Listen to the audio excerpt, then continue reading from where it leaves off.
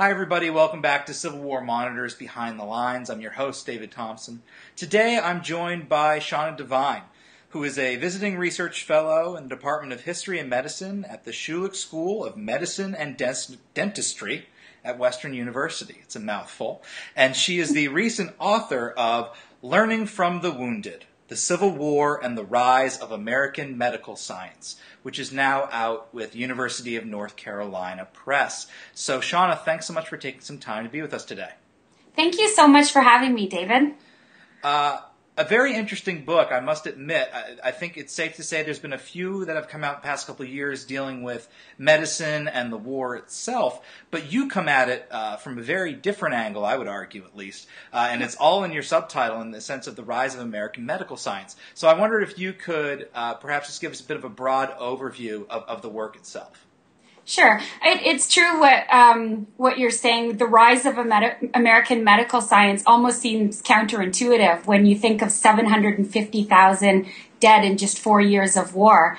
But when I came into it, I was very open-minded. I wasn't sure what I was going to find, and I actually went in to the archives and wondered in what way did this medical experience or medical intervention impact American medicine and the physicians themselves. And my study follows the Union physicians, civilian and military, elite and rank and file through the 4 years of the Civil War and afterwards. Really, and the question I ask is, how did this medical experience affect the way they understood disease, practiced medicine, and really approached medical science? And my goal really was to take the readers on this doctor's journey, on the 12,000 doctors, as many as I could look at, through the war. So the study goes along chronologically. It begins through the war with a sort of discussion of antebellum medical education and goes through about the 70s. And what I really wanted to sort of show was, the history or the medical education prior to the war, the sort of disastrous first year of the war, but then the restructuring and the way medicine really came together and really coalesced around a new understanding of medical science. And this happened through the war. I looked at the restructuring of wartime medicine, and what was really important to me was new forms of institutional support that we see develop for medicine through the war. And this is new hospitals, new laboratories that were given financial and technical support from the government, and most especially the Army Medical Museum, which is a really central focus of my study, but becomes a very important institutional center for the development of both physicians and medical science through the war. So I wanted readers to sort of see that the medicine of 1860 is so vastly different from the medicine of 1863, and then so vastly different again in 1870. And it really is a journey of sort of how the doctors developed and how really American medicine was able to mature and really develop and I would argue even be transformed through this experience. Right, and I'm glad that you mentioned the antebellum experience. Obviously is where the book starts, and I think it might be helpful for some of our viewers for you to perhaps give us just a bit of a brief survey almost of what the late antebellum medical situation was like from a training perspective. Well, American antebellum medicine could arguably be called one of the most open medical marketplaces in the world.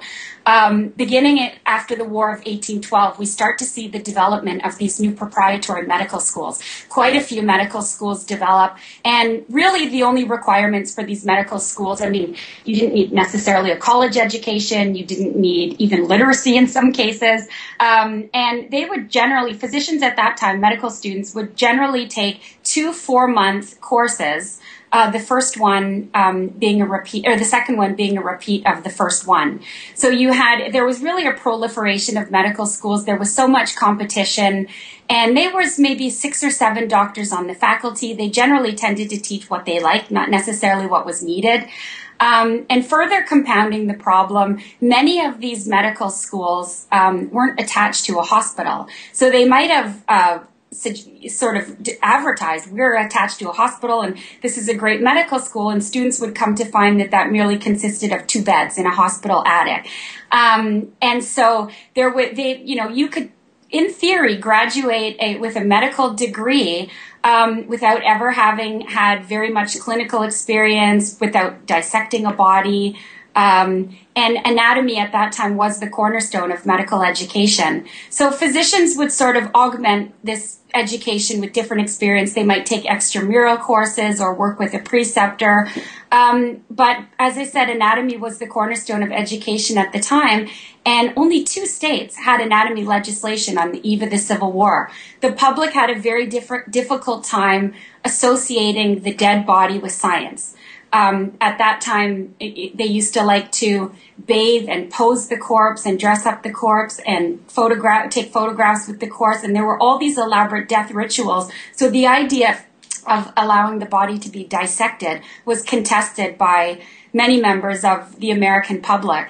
But there were mechanisms in place to allow for the development of American medicine, one of which was the elite themselves. So there were elite, those that were in charge of medical schools or edited journals or led medical societies, and they had pushed for the reform of American medical education. They formed the AMA in 1847, and the AMA did suggest the reform of curriculums, but the schools that adopted those recommendations found that they lost students. Medical schools that offered the degree in the shortest amount of time, so many of those schools would revert back. So in the absence of better educational models, physicians tended to go abroad.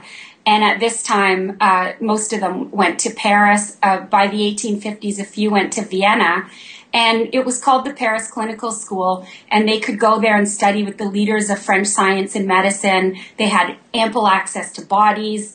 They could do experiments on animals or watch experiments being done. But this was still less than 1,000 elite physicians. And when they came back to America, they found it difficult to continue that scientific training because there was not enough bodies or hospital experience available. And further compounding the problem at this time was the proliferation of competing sects. So you see homeopathists and botanists and Thomsonian, wise women eclectics, and everyone in between that really found a home in America and actually found that they could be quite successful in this medical marketplace. Their treatments were far less severe than the heroic treatments then utilized by the Orthodox. So it was really difficult for somebody that had scientific inclinations to be able to develop that expertise. And even when we do see some really significant developments, William Gerhardt's distinction between typhus and typhoid, James Marion Sims, Alonzo Clark, Austin Flint Sr., we see some pretty significant medical developments, but they're not really recognized abroad. American physicians complain about this. So you have this, the elite and then the, sort of the masses, and it was at that time very difficult to sort of think about medicine in any kind of cohesive way. Now, once we get to the actual wartime, what is the medical situation in the North, I guess, is a better way of putting it. And here, I think William Hammond is going to come into play. Definitely. As a very important individual. So I wonder if you could share just a little bit of what the situation's like, how it begins to evolve in the early war period. Well, when the war erupts in 1861, there are these mechanisms in place. So you actually have, physicians that had been to Paris and written widely on Paris, people that had advocated for reform, discussions about making medicine more scientific. There were medical societies, there were some journals in place. So you kind of see there is an infrastructure that can be developed. But when the physicians come to the war, they might have had some kind of basic training, but it was generally not very, very good.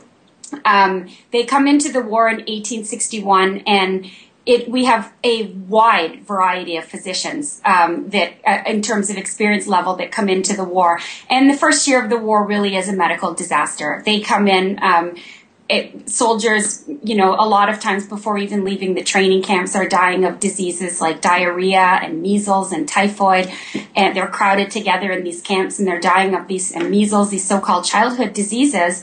What ends up happening, and then you've also got a wide variety of practitioners, the competing sects I talked about, and the orthodoxy, and there's no real standardization. So in 1862, with a little bit of urging from the Sanitary Commission, Henry Wilson proposes a bill, later called the Wilson Bill, which puts control of the medical doctors completely under the charge of William Hammond. And he's appointed Surgeon General in April of 1862.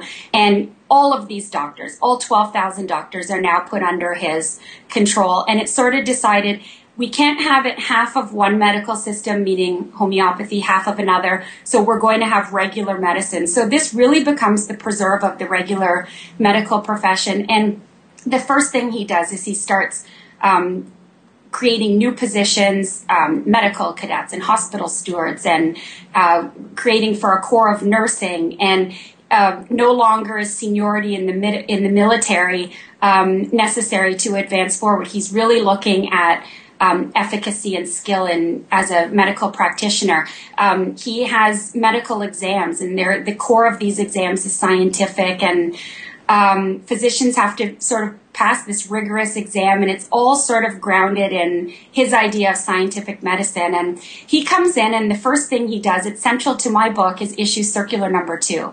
And circular number 2 actually provides for the Army Medical Museum, which is this new physical and social location in which to study disease, but it also mandates the collection of medical and surgical specimens. So the idea is that right from the beginning, a month after he's appointed Surgeon General, he says, we're going to take this medical experience and we're going to learn.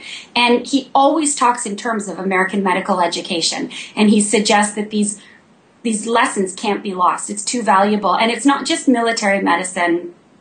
Initially it's framed that way, but it evolves and it becomes so much bigger to include all aspects of medicine. So this really is the beginning of setting wartime and also American medicine on a new and more scientific course.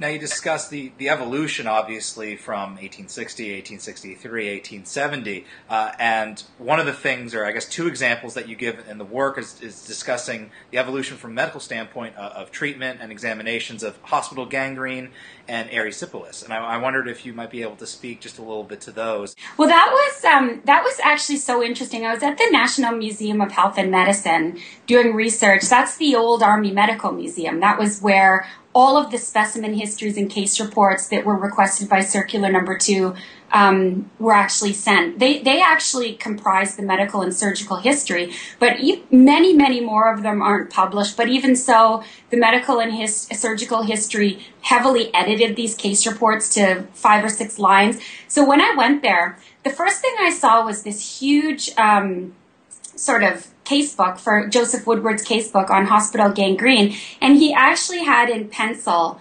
microscopic drawings of the what he called the slough of gangrenous matter. He actually drew, and I thought, didn't I remember seeing in the National Archives in his papers his entrance exam he had to write on hospital gangrene, and at the conclusion he says, well, I've never seen a well-marked case of gangrene. This is just 2 years earlier. And he said, so I have to rely on the imperfect observations of Rokitansky. It's all we have right now. And I thought, 2 years ago, he'd never seen a case, and now he's actually microscopically examining the products of gangrene. So that right away led me on this investigation, because erysipelas physicians had seen, those physicians that had either been to Europe or had hospital experience had seen before, or they had read about. And this was one of those diseases that was the subject of much debate prior to the war in terms of causation. But many had never seen gangrene. And some physicians came into the war with a physiological underpinning of disease. The idea that disease somehow rested in the body, and somebody so predisposed would be infected by some miasmic air or bad air or poison in the air, and then a case of disease would erupt. Through the war, they start to think in terms of actual cell. They call them cells or animalcules or some kind of morbific matter that's being transmitted, maybe via sponges, maybe via medical attendants, maybe via instruments. And you can trace these discussions through the war, and they start to think there's no way this disease is originating constitutionally. I can't see how it's happening. This is a robust, healthy man. And, he did share a sponge with Joe, who's suffering from hospital gangrene, and he's now developed cases. And it's not as cut and dry as that. As I say in my book, they actually do experiments in which they're inoculating gangrenous matter into a so-called healthy wound, and then examining and then culturing the material, leaving it for 24 hours, and then placing it into another wound to see if it will develop. And these are scientific methodologies that contemporary Europeans are at the same time doing. They start to sort of engage in these more sophisticated experiments during the war. And one thing they say is this is a disease that is somehow being passed from person to person.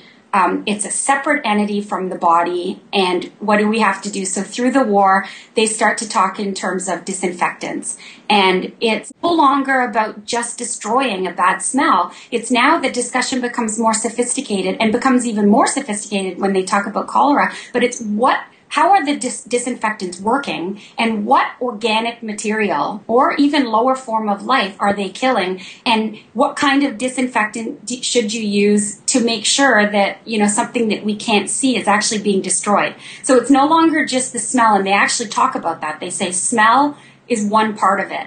Just because we no longer have this putrid odor doesn't necessarily mean a disinfection has taken place. So they start giving, by the end of 1864-65, patients are ordered to have their own sponges.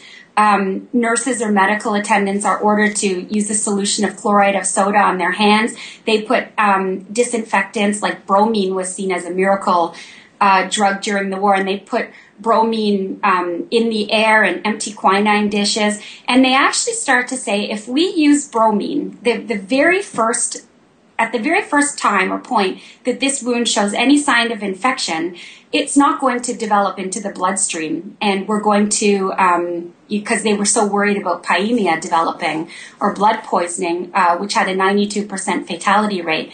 Hammond actually charged Middleton Goldsmith, and he said, go around and get as many essays and case reports as you can about gangrene. Do a study of gangrene. Go to different locales with John Brinton and Ben Woodward and study gangrene. And I want to know what's causing it and what's an effective treatment. And instead of treating gangrene after the fact, they start to talk in terms of the doctor's responsibility is prevention.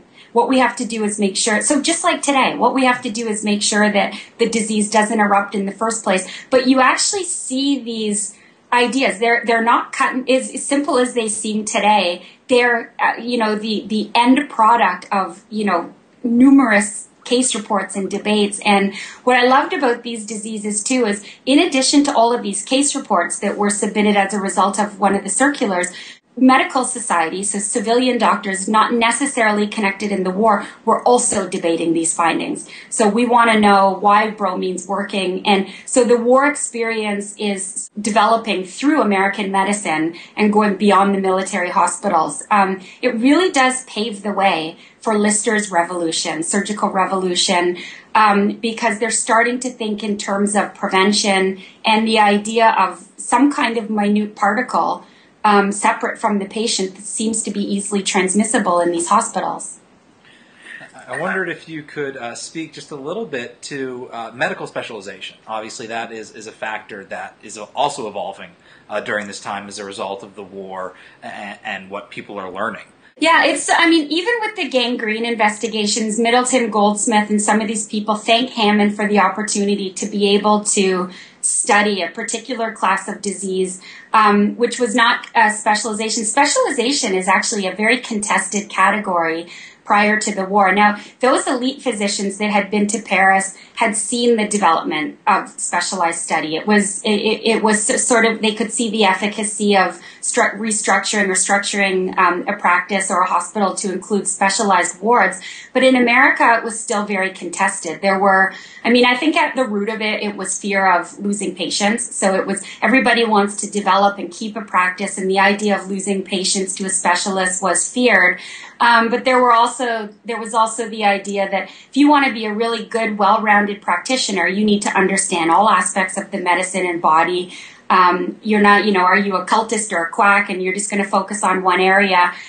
So there was this sort of, from the larger body of medical practitioners, there was this move to sort of prohibit the development of sort of the sciences in medicine, and an important component of which is specialization. But during the war, something remarkable happens in a way. They're seeing diseases that they've never seen, never heard of, or that are this type of wound trauma that's caused by the mini ball that's beyond the realm of understanding for most practitioners. But then it creates an in for those physicians that really did want to develop an expertise or an interest that they may have developed through the war or already had. So one is Jacob da Costa, who had read about heart disease in the Crimean War, and I believe there were 62 cases of heart disease recorded in the blue books, and he had an interest in it. And was able to study these cases of what he called soldier's heart through the Civil War. His most significant publications actually aren't published until after the war. So he does a case study with more than 300 patients in a specialized ward at Turner's Lane Hospital, and it becomes one of the first longitudinal studies that we have. In 1869, he publishes a groundbreaking article, and again in 71. And in 1864, the first larger publication on heart disease. It's actually in a larger treatise called Medical Diagnosis, but he devotes 100 pages to heart disease. So what the war did was, again, it gave technical and institutional and financial support, a specialized ward, but bodies and cases. There's so many areas that you can look at, one of which was plastic operations. The mini ball caused this scale of injuries, and there were 21 cases of plastic operations recorded in the medical and surgical history, but even more through the war. But the leader there, again, is Gurdon Buck, who published 21 articles in a book called Contributions to Reparative Surgery. And the publications of the specialists differ in an interesting way from the general case reports submitted, and that is they almost offer a blueprint of how to perform these operations. So Gurdon Buck's work, I wish I had his case reports here because I have them somewhere in my office, but he actually, with his case histories, he submits drawings, hand drawings that he did himself, and it says figure 1, 2, 3, 4. These patients are later photographed, but it's almost a blueprint of how to perform these operations with the recognition that this is such a new area of medicine. What happens is it gave the physicians a chance, first to show the efficacy of specialized practice to the larger public and also to the patient. And this really became a new professional category that was highly visible through the New Army Medical Museum. So Hammond would say these are, circular number 2 said, submit the interesting case. So what was interesting? Usually that which had not been encountered all that often or that physicians hadn't had a chance to see. And these new types of specialties were really interesting. So Hammond wanted all of their case notes, and they did, and they took thousands of pages of case notes, submitted them to the museum. These patients are photographed, and case reports were published, and even distributed as circulars for the general practitioner through the war. So you start to see the fear, I guess, of specialists. It dissipates during the war because it's now become, there's too much, there's a body of literature and there's too much information showing how important these men are. And like Da Costa, Mitchell and Keene, at least for sure, continue on with these long-term studies of their Civil War patients. And this really gives these physicians an added dimension, something that their European counterparts don't have, because these are unprecedented injuries, but then this opportunity to do long-term studies with their patients, and they do, which is fascinating for the development of specialization. And by 1869, it was less objection to the idea of specialist, and it was more about developing a way to mediate a relationship between new specialist associations and the AMA and the general practitioners. So the idea of do we need specialists in medicine was not contested anymore. It was how do we reform our structures so that we can all sort of work together. And so you really, by 1869, 70, you see the dialogue changing, which is fascinating, considering how contested it was in 1859. So I'm glad, Shauna, that you brought up contestation, because another area, obviously, of contestation during the war was over bodies themselves, right, and ownership of bodies, as you point out, and as recent scholarship is pointing out, about 750,000 deaths probably. It's a lot of bodies, and obviously with those bodies there's opportunity for learning, but that comes obviously at the cost and expense of perhaps closure for a family and so on. So I wonder if you could talk just a little bit about the issues that started to arise over these bodies. Chapter 5 was actually my favorite chapter to write. I did most of the research for that chapter at the Old Army Medical Museum, and there's letter upon letter upon letter upon letter about bodies and who owns the bodies, and the military assumes, and just to put it into context, up until just before the Civil War, maybe 1858, 59, there were at least 17 to 20 anatomy riots in the United States. So the public protesting against the dissector. And they really, if they didn't go abroad, they had to resort to grave robbing, which was both illegal and socially acceptable. So on the eve of the Civil War, there were only 2 states with anatomy legislation.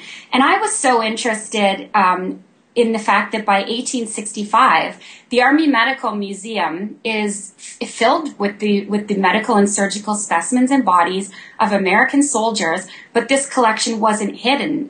Moreover, it was publicized, it was written about in popular journals, and it was open to the public. It was open, George Otis noted just after the war, the visitors are so numerous that we actually have to extend the hours of opening. So I came in and thought, how do you go from anatomy riots to having a museum of American body parts in just 4 years? What was the change?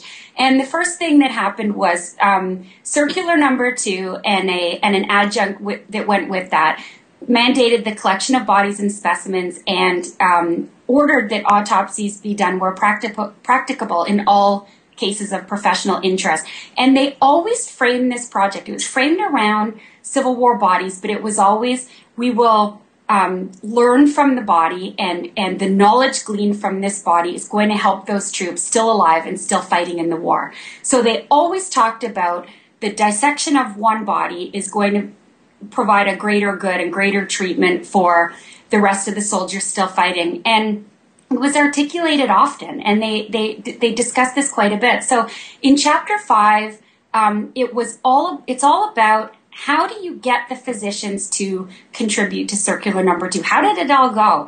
We know that kegs of body parts would actually arrive at the museum. They're just, matter of fact, I have the honor to send you an ileum, 3 dilated hearts, a large intestine. And so you can just imagine being at the Army Medical Museum, opening up a keg, and there's body parts. And I just thought, how did physicians do this? So it was really about how did they compel physicians to do this? So it starts with letters, and they start with giving letters to the elite physicians, giving letters to all, please comply with the circular. It's very important. Physicians are warned, if you don't comply with the circular, you may lose your position. And this is, the stresses of civilian practice prior to the war. You might be doing 5 different things to make money. This is, with the war, you were doctoring, you were being paid, it was a professional position.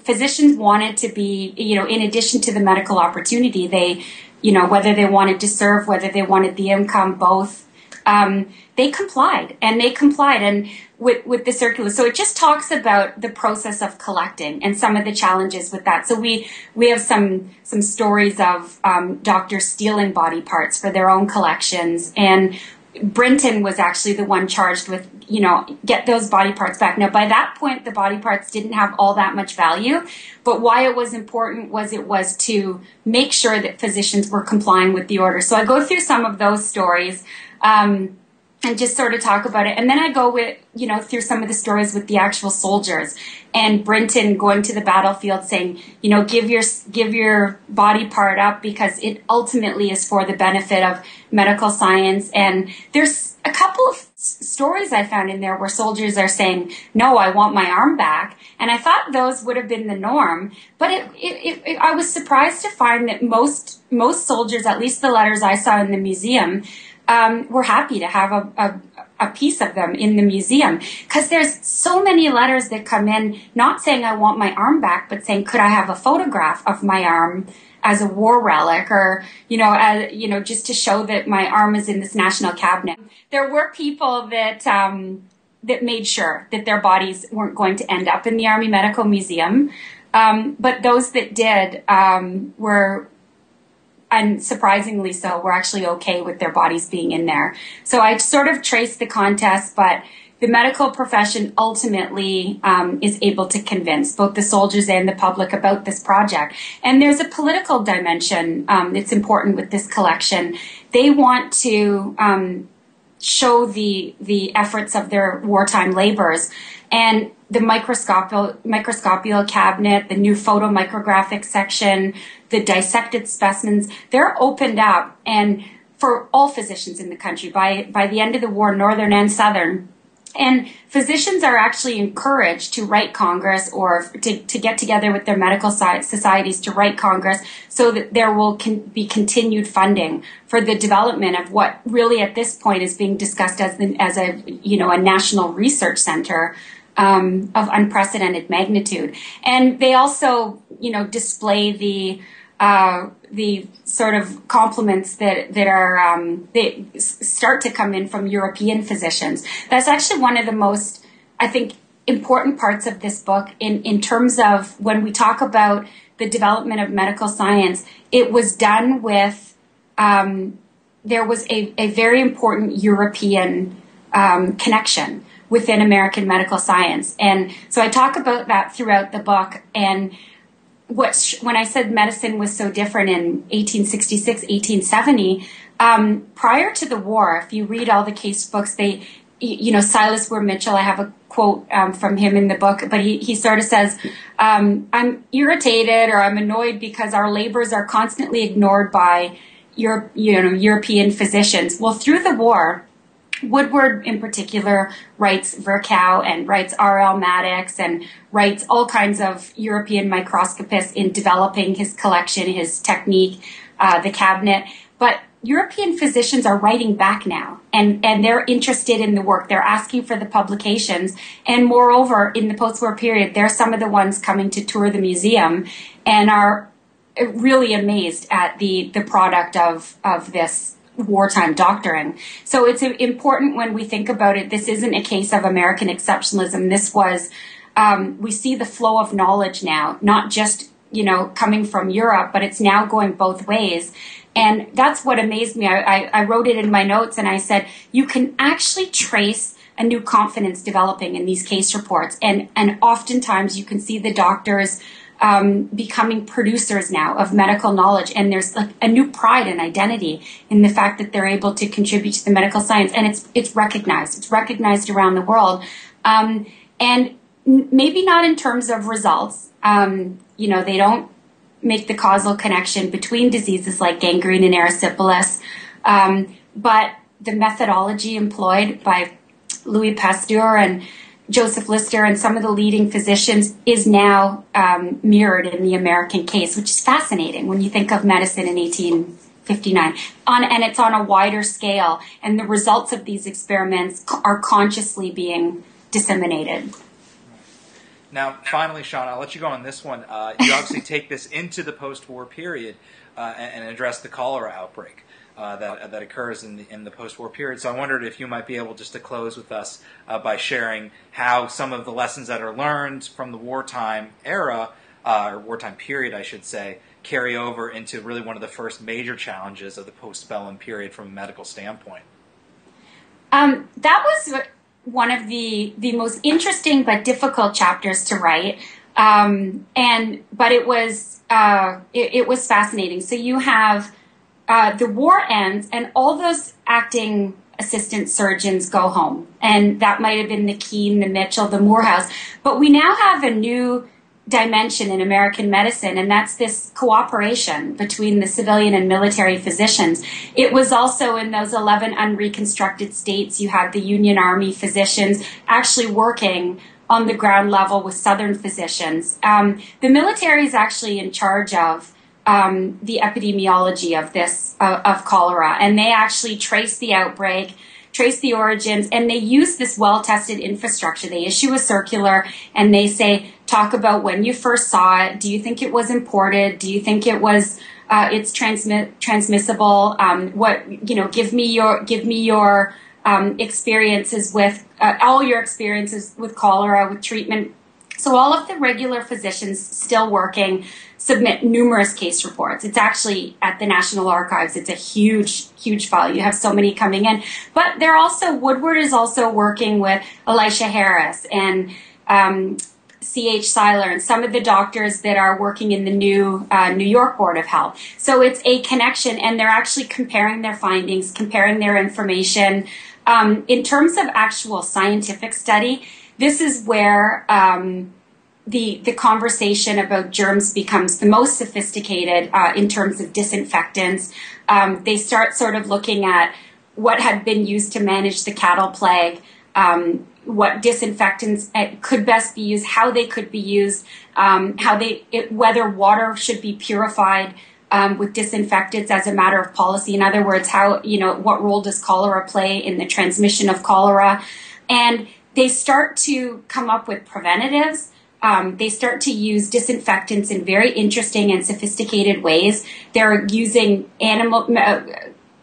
lessons gleaned from animal pathological research, which you hadn't really seen too much before.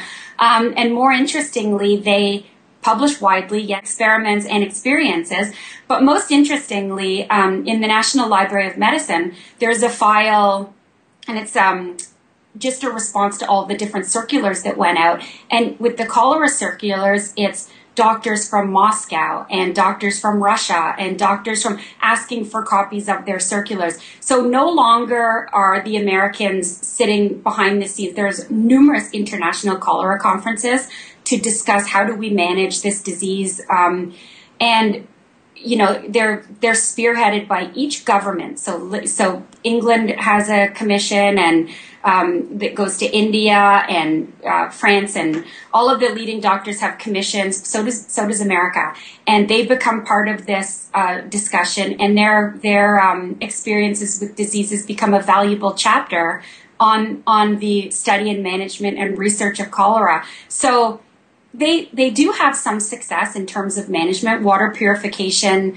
actually is effective. So by 1867, we do see less cases of cholera. But the more important sort of result is that America is now sort of part of these international debates and producers of medical knowledge in a way that they hadn't been before.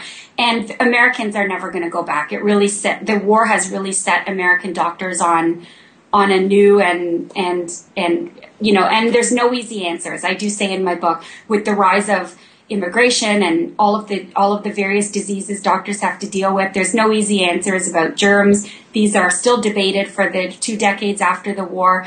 But there's a record of experience, and especially in terms of these case histories that come out. And people always wonder, comparatively speaking, if we look at the British case or the American case, the germ theory is pretty readily accepted. It didn't come out of nowhere. There's layers and layers of germ theories, and the Civil War contributes greatly to this debate and to their understanding about disease. But really, that experience in cholera just after really does pave the way for acceptance of all these milestones. They're literally just around the corner.